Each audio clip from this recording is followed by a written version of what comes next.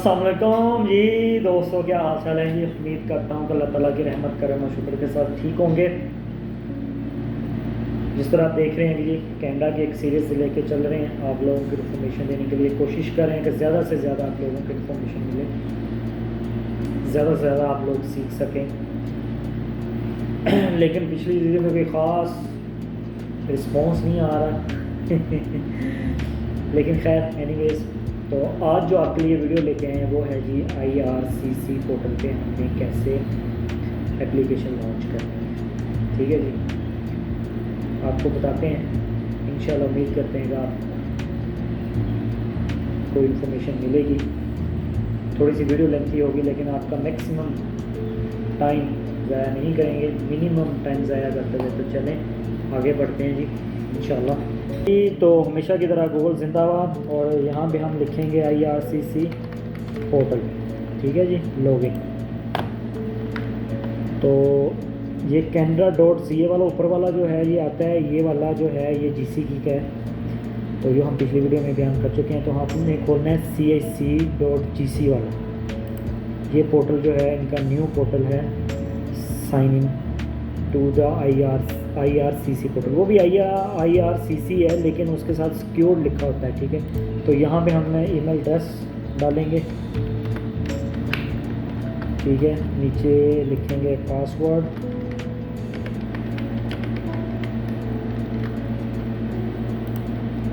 और करते हैं जी साइन इन। तो बड़ा सिंपल ये टर्म एंड कंडीशन वाला पेज है जी, इसमें कोई सिक्योरिटी क्वेश्चन नहीं पूछता लॉगिन करने के लिए। ठीक है जी, तो ये इसका आ गया ये मेन पेज। अगर एप्लीकेशन स्टार्ट करनी है तो apply for visitor visa, transit visa और स्टडी वीज़ा। और अगर हमारी एप्लीकेशन सबमिट हुई है तो वो ये, और अगर इन प्रोसेस है तो ये।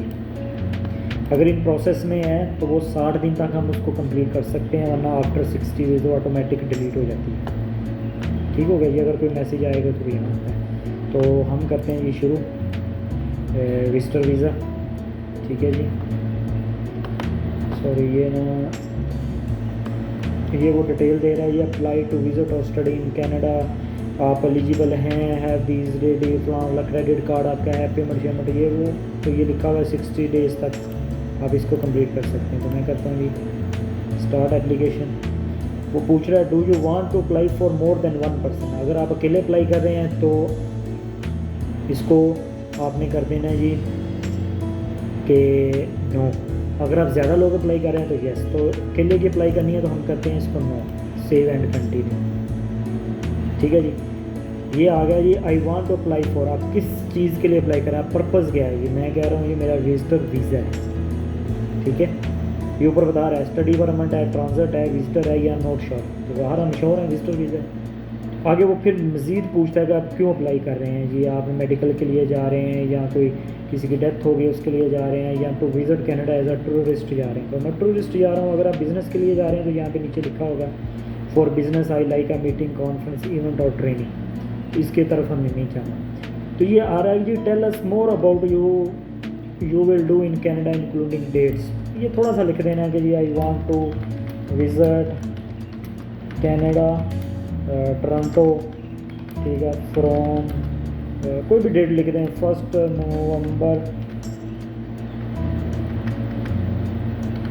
नवंबर टू 7 नवंबर, इस तरह करके ना जी। I want to explore beauty, जो भी है लिख देना। ठीक है, थोड़ा सा आपने। ठीक हो गया जी, ये आ गया टोरंटो। नवंबर बड़ा लिखना है, ये नवंबर हुई। अच्छा, ये स्पेस डाल दी नवंबर, और ब्यूटी श्यूटी और जो भी है ये। ठीक है, ये लिखते हैं आपने, थोड़ी डिटेल लिखनी है जो आपके कवर लेटर में होगी। उसके बाद व्हेन विल यू कम। ठीक है, ये वो पूछ रहा है आप कब आना चाह रहे हैं। तो 2023 सेलेक्ट मंथ आप नवंबर कर दें, डेट सेलेक्ट कर दें जो आपने जो ऊपर लिखी हुई है, सिलेक्ट डे।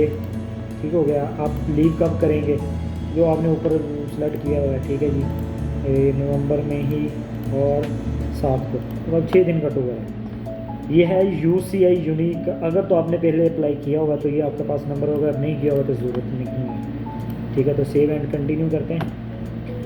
अब वो पूछ रहा है ये आपके डॉक्यूमेंट, आप वैलिड पासपोर्ट होना आपके पास चाहिए जिसका एक पेज फ्री हो, और बाकी इन्फॉर्मेशन ये वो होनी चाहिए। फैमिली इन्फॉर्मेशन, मेडिकल बैकग्राउंड की ज़रूरत नहीं होती, criminal and security, education history, finance, travel document ये वो ये है। ठीक है, आगे पूछा आर जो apply on behalf of someone else, अगर तो मैं कंसल्टेंट हूँ तो मैं यहाँ लिखूँगा येस कि मैं किसी और के बिहाफ पे अप्लाई कर रहा हूँ, लेकिन मैं मतलब मैं बाई सेल्फ कर रहा हूँ तो मैं इसको लिखूँगा नो, मैं खुद अप्लाई कर रहा हूँ। आगे वो सर नेम पूछ रहा है तो आपने सर नेम कोई भी लिख देना जो आपके पासपोर्ट पे लिखा हुआ है, गिवन नेम लिख देना। ठीक है, आगे वो डेट ऑफ बर्थ पूछ रहा है, डेट ऑफ बर्थ आपने लिख देनी है जो भी आपकी है जी, मैं लिख देता हूँ 1990 जनवरी 1। ठीक हो गया, मेल। देखिए ये बेसिक क्वेश्चन है, सेव एंड कंटिन्यू। आगे आइए, वो पासपोर्ट का पूछ रहा है। ठीक है, पासपोर्ट है कहाँ का, रेगुलर है, ये डिप्लोमेटिक नहीं है। आगे वो पूछ रहा है कंट्री, पाकिस्तान से इशू हुआ है। ठीक है, नेशनलिटी और पासपोर्ट क्या है, पाकिस्तानी है। What your passport to travel document, document number लिख लेना, कुछ भी लिख दें जो आपका है, कंफर्म कर देना आपने इसको, बल्कि लिखना पड़ेगा, कॉपी पेस्ट नहीं होगा। डेट ऑफ इशू बता देनी है। ठीक है जी, 11 को हुआ है, फरवरी को, ऐसे ही आप लिख रहे हैं 2021 और 10 फरवरी 2031। आपका जो कनाडा का वीज़ा है वो जो 10 साल के लिए होता है या फिर आपके पासपोर्ट की वैलिडिटी है उस तक होता है कि जब तक आपका एक्सपायर है। ठीक है जी, आगे वो पूछ रहा है ये परमानेंट रेजिडेंस जो आप USA के रेजिडेंट्स हैं या ग्रीन कार्ड होल्डर हैं तो नहीं है। ठीक है, आगे पूछ रहा है have you held a Canadian visit visa, पहले आपके पास कैनेडियन वीज़ा है, नो। आगे वो पूछ रहा है कि US नॉन इमिग्रेंट वीज़ा, तो आपके पास विजिट वीज़ा है B1 B2 USA का, अगर तो है इसको यस करेंगे तो आपको इसके आगे डिटेल देनी पड़ेगी और लास्ट अटैचमेंट्स जो है डॉक्यूमेंट में आपको ये अटैच करना पड़ेगा। ठीक है, और फिर ये कैन प्लस कैटेगरी में फॉलो कर जाता है, आपका result as soon as possible आ जाता है, तो हम लिखते हैं नो। और जो travel to Canada by air, आप बाय एयर जा रहे हैं तो यस, सेव एंड कंटिन्यू। ठीक हो गया, वो पूछ रहा है कि आप कहाँ पैदा हुए थे, तो हम पाकिस्तान लिखेंगे, सिटी और town where you was born, town वगैरह लिख दें आप अपना, मैं लिख देता हूँ बिहाड़ी। आगे वो पूछ रहा are you are citizen of more than one country, citizen मेरे पास पाकिस्तानी है तो मैं इसको नो करूँगा। और वो पूछ रहा है विच कंट्री और टेरिटरी यू आर सिटीज़न। ठीक है जी, तो पाकिस्तान लिखेंगे हम, सिंस बर्थ जनवरी से, देखें वो ऑटोमेटिक यहाँ पे मेरी डेट ऑफ बर्थ आ जाती है। ठीक है जी, सेव एंड कंटिन्यू करते हैं। नेशनल आइडेंटिटी डॉक्यूमेंट बिल्कुल है जी। वो आगे पूछता है नंबर लिखें आपने शनाख्ती कार्ड का नंबर लिख देना है। ठीक है, कंफर्म डॉक्यूमेंट लिख देना है आपने, शनाख्ती कार्ड जो आपका है। डेट ऑफ इशू लिख दें 2014 से जनाब से अगस्त 16। सेलेक्ट ऑफ कंट्री कहाँ से इशू हुआ है, ये पाकिस्तान से इशू हुआ है, सेव एंड कंटिन्यू। ये जो हम इन्फॉर्मेशन दे रहे हैं ये सेम चीज़ आपको GCK में फॉर्म में फिल करनी पड़ती है, लेकिन यहाँ पे आप धड़ाधड़ इसमें करें, इसमें फॉर्म नहीं फिल। ये किस्म का फॉर्म आपका पीछे बैक साइड पे फॉर्म फिल हो रहा है। Have you use another name in the past, no. ठीक है जी, what are you residential address, अगर आप पाकिस्तान में हैं तो पाकिस्तान का लिखें, अगर किसी और कंट्री से कर रहे हैं तो किसी और कंट्री से। स्ट्रीट एड्रेस लिख दें 2, टाउन लिख दें आप ऐसे ही मॉडल टाउन। ठीक है जी, पोस्टल कोड लिख दें। इस मेलिंग एड्रेस सेम, बिल्कुल यस, ज़ाहिर सी बात है। ठीक है जी, अगर आप किसी और कंट्री में हैं तो यहाँ आपको ऐड करना पड़ेगा कि आप किस कंट्री में हैं, यहाँ से ऐड। ठीक है, अगर आप जिस तरह हम लोग सऊदी अरब में रहते हैं, यहाँ जो दुबई गल्फ़ वाले हैं तो वो यहाँ से गल्फ़ का एड्रेस ऐड करते हैं। ठीक है, वो यहाँ लिख रहा है लिस्ट ऑफ योर कंट्री और territory of residence, then add all country where you lived in for the last 5 और 6 मंथ। हम तो यहाँ कहीं नहीं रहे। ठीक है, तो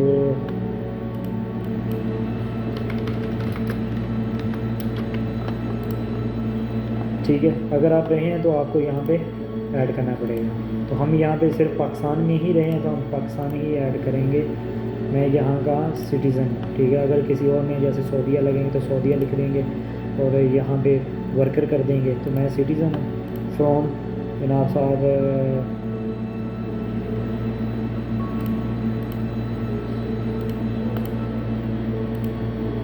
ठीक है, स्टार्ट सही, ठीक है, दिस इज़ माई करंट, ठीक है, ये आ गया सेव, तो ये हो गया, ठीक है, इसको आप डिलीट भी कर सकते हैं, सेव एंड कंटिन्यू।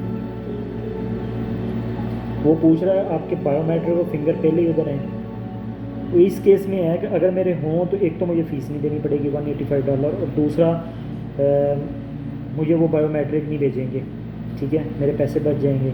ये इन केस हो सकता है कि अगर आपने पहले वीज़ा अप्लाई किया, आप रीअप्लाई करें या आपका वीज़ा के लिए रिफ्यूज़ है, तो मैं तो फर्स्ट टाइम कर रहा हूँ तो हम लिखेंगे नो, हम इसको सेव एंड कंटिन्यू। अगर हम यस करते हैं तो वो आगे उसकी डिटेल पूछेगा, आपने पहले बायोमेट्रिक कब दिया, क्यों दिया, कहाँ दिया, तो ये वो। तब वो पूछ रहा है कि आप स्टे कनाडा करेंगे तो कितनी पेमेंट लेके आएंगे। तो आपने ये नहीं करना कि अगर आपके बैंक स्टेटमेंट में बैंक के स्टेटमेंट में आपने शो कराया है कि जी मेरे पास $15,000 कनेडियन डॉलर आते हैं, मैं 15,000 लेके आ रहा हूँ, नो, आपने उसका हाफ बताना है या 30-40% बताना है, ठीक है। तो यहाँ पे मैं बताऊँगा ये 5,000 कनेडियन डॉलर में लेके आऊँ, चाहे मेरे अकाउंट में 15-20 हज़ार कनेडियन डॉलर पड़ा है, वो मेरी सेविंग है भाई, मैं सारा कनाडा पे तो नहीं लगाऊंगा ना, कुछ मैं अपने वापस आके मैं कुछ खर्चा भी तो करूँगा ना अपना घर का। तो ये कर दिया, उन्हें कहा गया is someone else giving you money for your stay in Canada, क्या आपको कोई और बंदा पैसे दे रहा है कनाडा स्टे करने के? अगर तो मैं येस करूँगा वो उसकी डिटेल पूछ लेगा, तो कौन पैसे दे रहा है, मेरा कज़न दे रहा है, मेरा पापा दे रहा है मुझे, मेरा मतलब कोई और रिश्तेदार दे रहा है, तो मोस्टली आपने क्या करना है, नो, ठीक है जी। तो आगे जी आपकी एजुकेशन पूछ लेता है कि ये आपकी एजुकेशन है, तो आपने अगर डिप्लोमा डिग्री किया है तो यहाँ पे ऐड कर देना, अगर नहीं किया तो आपने नो कर देना। वर्क हिस्ट्री पूछ रहा है कि आप कहाँ मतलब डिड यू सर्विस यानी मिलिट्री फलां, तो नो, मिलिट्री में हमारी कोई नहीं है। वो give detail of your employment and activity for the last 10 year, ये आपने लाजमी डालनी है कि आप लास्ट 10 ईयर कहाँ पे काम कर रहे हैं। तो यहाँ पे आप ईयर लिख दें जी, मैं 2014 से फरवरी से ये मेरी ऑन गोइंग है। वर्क एक्टिविटी ये बता रहा है कि आपने किस में किया है, ठीक है। सेल एंड सर्विस में जॉब टाइटल लिख दें जी, एडमिनिस्ट्रेटर मैनेजर लिख दें, कंपनी नेम लिख दें, मैं या कंपनी नेम लिख देता हूँ। मेन ड्यूटी लिख देनी है कि टू प्रोटेक्ट, कोई भी जो आपके रिलेटेड जॉब है।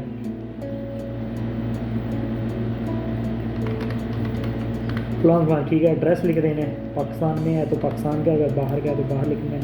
स्ट्रीट नंबर लिख दें, टाउन लिख दें, ठीक है, मैं लिख देता हूँ लाहौर, ठीक है, तो सेव कर दें। ये आपकी आ गई वर्क हिस्ट्री, और ऊपर आपकी एजुकेशन हिस्ट्री डालनी है आपने। अगर आपने मतलब 10वीं पास हैं, 12वीं पास हैं या यूनिवर्सिटी लेवल के। ये वो एरर दे रहा है, ये employment for the past 10 year, past 10 year की। देखिए मैंने 2014 डाला था, ठीक है। अब 2014 2024 पास्ट 10 ईयर नहीं हुए था। अब मैं इसको क्या करूँगा, मैं इसको 2009 कर दूँगा, ठीक है, क्योंकि वो 10 साल नहीं बनते। वो कहता है इसने 2014 से स्टार्ट किया, तो 2014 से पहले कहाँ जॉब करता है। तो अभी देखें अभी ये चला जाएगा आगे, क्योंकि 2009 से अगर ठीक हो गया। अब वो बता रहा है कि ट्रैवल हिस्ट्री पूछ रहा है कि आपने 5 साल कहीं और काम किया है, किसी और कंट्री घूमने फिरने गए हैं कहीं, सॉरी काम नहीं, घूमने फिरने गए हैं। तो मैंने कहा अगर यस करेंगे तो वो अगर लिस्ट पूछना शुरू कर सकते हैं कि किस किस कंट्री में आपने कौन कौन से पर्पज़ के लिए गए हैं। ये देखें, ये लिखे किस साल गए हैं, किस महीने गए हैं, और कब से कब तक वहाँ रहे हैं, कंट्री में क्या गए हैं, लोकेशन कौन सी थी, पर्पज़ और ट्रैवल क्या था, ये सारा सेव। उसको आपने अगर 10 दफ़ा भी गए हैं ना, तो आपने ये यहाँ ऐड करते जाने जो जितनी भी कंट्रीज गए हैं। तो मैं कहता हूँ नो, फ्रेश पे है ना, नो।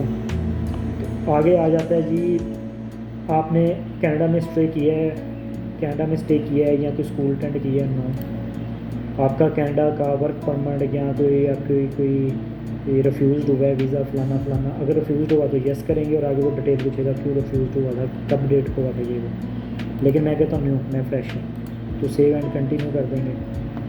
वो पूछ रहा है क्रिमिनलिटी एंड सिक्योरिटी, ये अब आपकी सिक्योरिटी चेक है। इसमें मोस्टली आपने क्या करना है, नो नो नो नो ही करना है। वो पूछ रहा है ड्रग में तो नहीं पकड़े गए, रेस्ट तो नहीं हुए, ये नहीं हुए, तो सेव एंड कंटिन्यू। आगे पूछ रहा है सिक्योरिटी, ठीक है, ये भी सिक्योरिटी चेक है, इसको भी आपने नो नो ही करना है। तो वो किसी पॉलिटिकल पार्टी से आपका तल्लुक तो नहीं है, ये नहीं है। अब ये मेडिकल हिस्ट्री पूछ रहा है कि भाई आपने परफॉर्म किया मेडिकल लास्ट 12 मंथ में IRCC के रिलेटेड, तो नहीं किया, सेव एंड कंटिन्यू कर देना।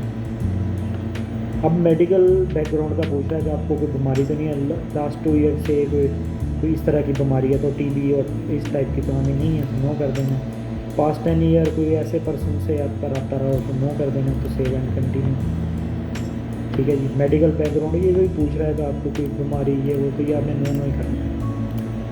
ठीक है जी। ये अब पूछ रहा है आपकी फैमिली की इन्फॉर्मेशन, अगर तो मैरिड है तो मैरिड लिखें, अगर सिंगल है तो सिंगल लिख लें। अगर आप मैरिड करेंगे तो आगे जाके आपको आपकी वाइफ के और बच्चों की ये डिटेल देनी पड़ेगी, तो मैं इसलिए सिंगल कर देता हूँ। अगर मैरिड करेंगे तो फिर आपकी वाइफ क्या कर रही है और ये वो आपको डिटेल देनी पड़ेगी। सिंगल। चिल्ड्रन ये देखें, do you have any biological dog और स्टब चिल्ड्रन।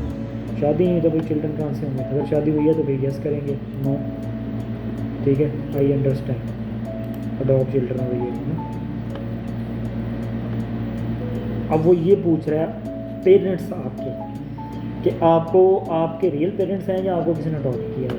तो ठीक है, I don't know who my parents are, आप कर देंगे तो कहानी ख़त्म। पेरेंट्स की डिटेल नहीं देनी पड़ेगी लेकिन देनी पड़ेगी यहाँ पे। तो हम करेंगे ऐड, तो यहाँ पे वो पेरेंट्स का नाम पूछ लेता है जी। ठीक है, गिवन नेम मोहम्मद, रिलेशनशिप ये फादर है, डेट ऑफ बर्थ लिख दें जी आप उनकी। ठीक है, कोई भी डेट लिखें। द पेरेंट्स इज़ इंडिकेट, अगर वो गुजर चुके हैं तो ये कर देना है, लेकिन अगर वो हैं तो आपने फिर उनका एड्रेस भी लिखना है। ठीक है, कंट्री और टेरिटरी ऑफ बर्थ पाकिस्तान लिखना है। ठीक है, ऑक्यूपेशन रिटायर्ड लिख दें, या बिज़नेस और बिज़नेस लिख दें। वो पूछ रहा है कि वही सेम एड्रेस पे रहते हैं, यस। आपके पेरेंट्स आपके साथ कनाडा आ रहे हैं, नो। ये आपने सेव कर दिया फादर का। ठीक है, अब आपने सेम ऐसे ही मदर का भी ऐड करना है। ठीक है, आप कुछ भी लिख दें, डीपी लिख दें,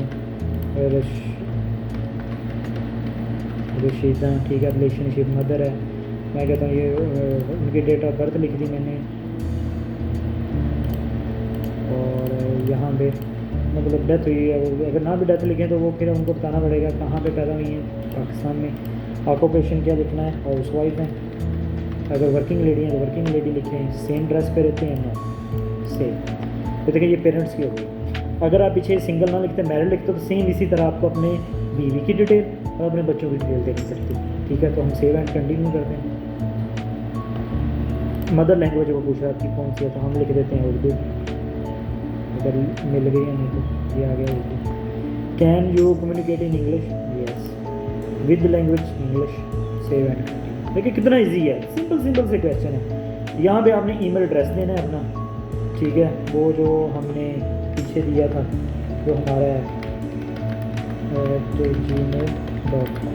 ठीक है जी, और वही सेम mzakiwasim@gmail.com। ठीक है, ये दिया, नेक्स्ट किया। अब वो टेलीफोन नंबर पूछ रहा है, टेलीफोन नंबर लिख दें। ये रेजिडेंस है, अदर है, यहाँ पे आपने डायलिंग कोड लिखना है विदाउट 00 पे। ठीक है, ये टेलीफोन नंबर लिख दें आप कोई भी। ये मैंने टेलीफोन नंबर लिख के इसको सेव कर दिया। अगर और 2-3 लिखने हैं 2-3 लिख दें, तो सेव एंड करते हैं। अच्छा, अब ये फॉर्म आ गया समरी ऑफ योर इन्फॉर्मेशन। यहाँ से आप इस तीर के निशान पे क्लिक करें और ये आपको सब अपनी डिटेल एक दफ़ा आपने इसको रिवाइज कर लेनी है, तसल्ली से बैठ कीजिए सबको। अगर आपको कोई गलती नज़र आती है तो आपने यहाँ से एडिट पे जाना है और एडिट पे जाकर इसको चेंज कर सकते हैं। ठीक है, लेकिन मुझे कुछ नहीं करना, तो मैं चला गया हूँ सेव है। अब ये डॉक्यूमेंट कह रहा है, अब डॉक्यूमेंट वो कह रहा है कि 2 MB से ज़्यादा ना हो।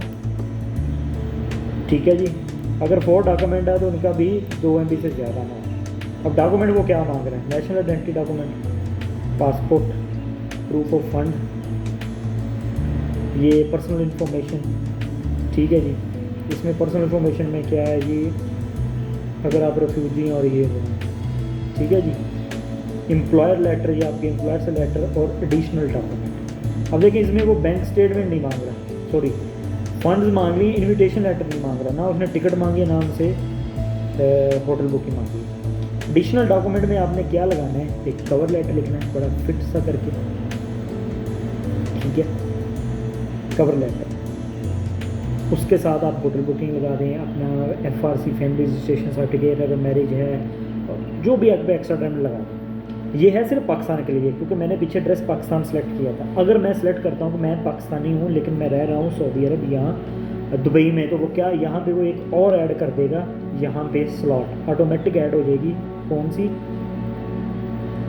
कि आपने यहाँ पे ऐड करनी है, अपना स्टेटस इमिग्रेशन लगाना है। जो गल्फ़ और सऊदीया वाले हैं वो क्या करेंगे, इसमें फिर इकामा लगाएंगे, उसकी ट्रांसलेशन लगाएंगे, ठीक हो गया। और कंपनी की तरफ से अगर कोई आपका कॉन्टैक्ट हो वो लगाएंगे उसमें। अगर हम लिखेंगे कि हम पाकिस्तान से बाहर जॉब कर रहे हैं, तो इसी तरह अगर आप पीछे यूएस से वीज़ा सेलेक्ट करेंगे तो वो करेगा कि अपना यूएस से वीज़ा, वो स्लॉट इधर एक्स्ट्रा ऐड हो जाती है। इस तरह का सिस्टम है, वो एडिशनल डॉक्यूमेंट नहीं, मतलब धड़ाधड़ लगाइए नहीं। अगर आप पीछे इन्फॉर्मेशन देंगे तो लगाएगा। ट्रैवल हिस्ट्री मैंने कहा नहीं है, लेकिन अगर मैं पीछे सेलेक्ट करता है ट्रैवल हिस्ट्री है तो यहाँ पे एक एक्स्ट्रा स्लॉट आ जाएगी कि आपने ट्रैवल हिस्ट्री अटैच करनी है, जो भी मेरे पासपोर्ट पे स्टैम्प है। लेकिन मैंने कहा ये मैं फ्रेश हूँ, मैं ये हूँ, तो उन्होंने सिर्फ उतना ही देते हैं। इसलिए कुछ लोग एजेंट जो है ना वो 20-20, 40-40 पेज लगा देते हैं। इसलिए फाइल को वजन में मतलब इतना कॉम्प्लिकेटेड मत बनाएं कि वो आगे वाला देख ही ना, उतना बनाएं जितना पूछे। अब जो एडिशनल डॉक्यूमेंट में अपने कवर लेटर लगाएं और साथ में एंटीएन लगा दें, टैक्स रिटर्न लगा दें, और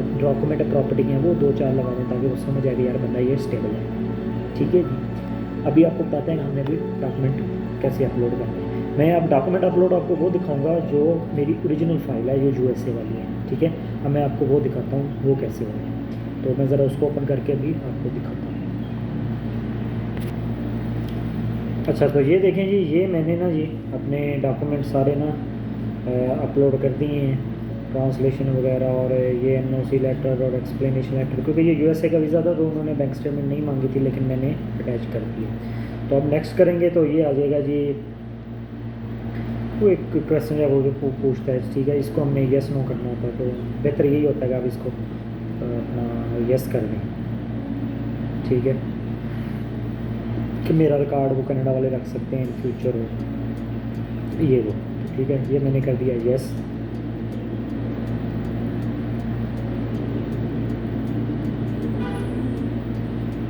ये वो सारी इन्फॉर्मेशन आपकी कलेक्ट करना चाह रहे होते हैं वो उनके डेटाबेस में होती है, तो ये मोस्टली हम करते हैं। ये सारा कुछ नीचे लिखा हुआ है, concept to the release to season, और ये वो फलां फलां फलां फलां, तो आपने इसको येस ही करना होता है, ठीक हो गया।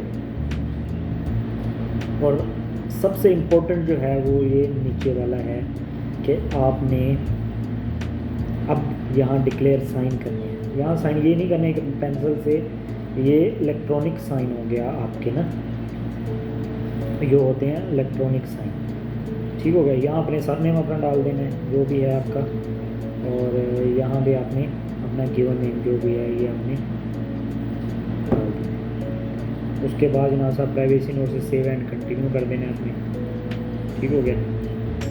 ये अब फीस है $100। ये वैसे तो $185 होती है, क्योंकि मैंने आपको बताया कि वो वहीं तक था, ये आगे मैं बता रहा हूँ। तो ये मेरा पहले बायोमेट्रिक हुआ हुआ था, तो इस वजह से मैं बता रहा हूँ कि ये $100 है, वरना $185 होती है। मैं आपको फिर बता रहा हूँ, ठीक है। तो ये आपने क्या करना है, नेक्स्ट कार्ड की डिटेल लिख देनी है।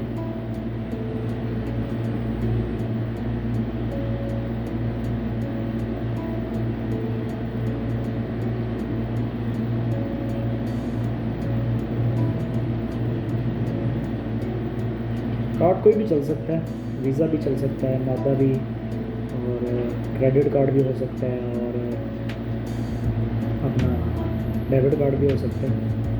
तो यहाँ पे कार्ड डिटेल लिखते हैं।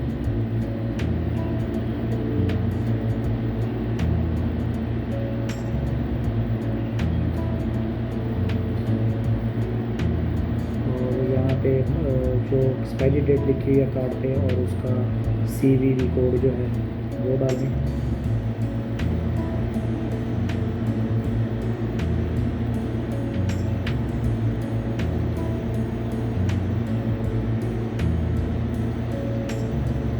ठीक है, तो इसको चेक कोड कर दें। तो ये आपकी फ़ीस पे हो जाती है। पहले आपको एक कोड आएगा आपका जो भी है अपना मोबाइल पे, और वो कोड यहाँ पे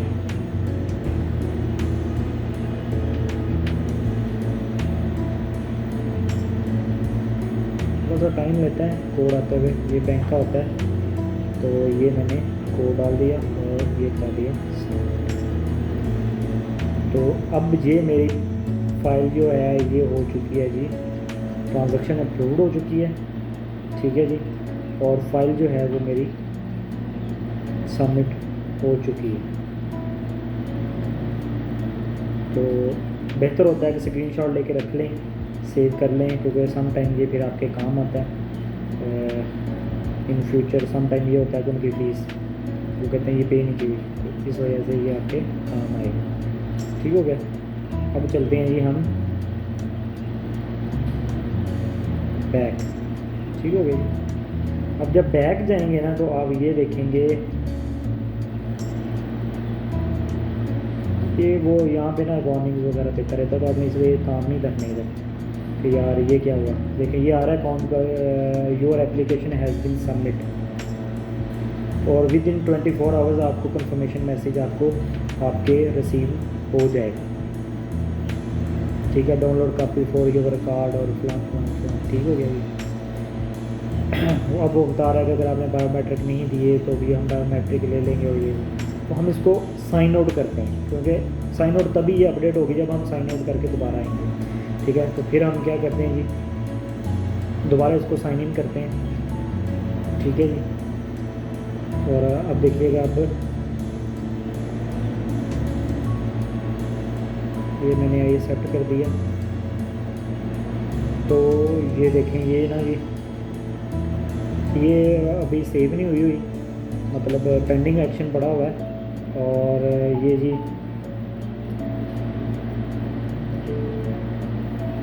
ये आ गया जी। ठीक हो गया। ये इसका पूरा मैंने लिया हुआ है स्क्रीनशॉट ना पहले। इसमें यूसीआई नंबर इशू हुआ है, एप्लीकेशन नंबर इशू हुआ है, किस डेट को रिसीव हुई है, बायोमेट्रिक वगैरह। ये मैंने जो पुराना मेरी एप्लीकेशन थी जो मेरी रिफ्यूज़ड हो गई थी, तो ये उसकी सारा है कि ये किस तरह आपको स्टेप बाय स्टेप आता है। कुछ लोग कहते हैं कि जी यूएसए का वीज़ा होता है, बैंक स्टेटमेंट नहीं मांगते। मैंने अटैच नहीं की थी, लेकिन बाद में उन्होंने मेरे से रिक्वायर्ड की थी बैंक स्टेटमेंट, और मुझे जवाब आया था 7 महीने बाद उन्होंने मुझे रिफ्यूज़ किया था। ठीक है, और ये देखिए वो पेंडिंग जो थी वो अब एक्शन रिक्वायर्ड में आ गई है। ठीक है जी, रीड मैसेज में वो नीचे से अब ऊपर शिफ्ट हो गई है। ठीक हो गया जी। अब ये 5 जनवरी को सबमिट हुई है और एक्शन रिक्वायर्ड हो गया है। ठीक है जी, एक्शन रिक्वायर्ड क्या हुआ जी, 3 अनरीड मैसेज है। मेरा यूसीआई भी अब ये अपडेट हो गया, मेरी एप्लीकेशन भी आ गई है, और मेरा बायोमेट्रिक भी आ गया, क्योंकि वो मैंने ऑलरेडी पहले दिया हुआ था। अगर नहीं दिया हुआ तो आपको फिर बायोमेट्रिक लेटर आता है सेम जीसीकी की तरह। ठीक है, फिर आप जाते हैं अपॉइंटमेंट लेते हैं और जीसीकी में जाके आप अपना इसका बायोमेट्रिक वगैरह देते हैं। तो ये है जी सारा कुछ, और इस तरह आप इसको जी फाइल को अप्लाई कर सकते हैं। ये भी रिव्यू ऑफ एलिजिबिलिटी और एडिशनल डॉक्यूमेंट उनको ज़रूरत नहीं थी, लेकिन मेरे पिछली वाले में उन्होंने मांग लिया था जो पिछली मैंने लगाई थी। और ये फाइनल डिसीजन जब आएगा तो जाएगा। ये 3 मैसेज आए हैं। अब हमें नेक्स्ट मैसेज वही आना है, बायोमेट्रिक वैलिडिटी लेटर आएगा, तो स्पेंडिंग लेटर आएगा, और रिज़ल्ट आएगा रिफ्यूज़ल और उसका। ठीक है जी, ये चीज़ है जी। तो ये सबमिशन कंफर्मेशन है, क्लाइंट एप्लीकेशन समरी, और ये हमारा जो हमने पेमेंट की होती है उसका मैसेज है। तो बड़ा सिंपल सा तरीका है, इसमें कोई रॉकेट साइंस नहीं है कि यार ये कौन अप्लाई करेगा, कैसे करेगा। इसके बाद आपको बायोमेट्रिक आ जाता है। अगर आपके बायोमेट्रिक नहीं हुए तो इसके बाद आपको मैसेज आता है same day, next day, very next day appointment लेनी है और एम्बेसी से, और फिर वो बायोमेट्रिक आपका अपडेट हो जाता है। ठीक है, कोई इतना मतलब कह लें कि बहुत बड़ी बात नहीं है। कुछ लोगों का बायोमेट्रिक थोड़ा लेट आता है। तो जी ये था जी कि हमने किस तरह IRCC में अपनी एप्लीकेशन लॉन्च करनी है। इसमें कोई रॉकेट साइंस नहीं है, बड़ा सिंपल सा तरीका है। तो उम्मीद करता हूँ आपको ये चीज़ पसंद आई होगी, आपको ये फ़ायदेमंद साबित होगी। अगर आपको कोई प्रॉब्लम है तो नीचे डिस्क्रिप्शन में हमारा एक व्हाट्सअप ग्रुप है, उस पर ज्वाइन करें या कमेंट बॉक्स में आएँ, तो इंशाल्लाह आपकी जितनी हेल्प हो सकेगी करेंगे। तब तक के लिए जी अपना बहुत सारा ख्याल रखिएगा। अल्लाह हाफ़िज़।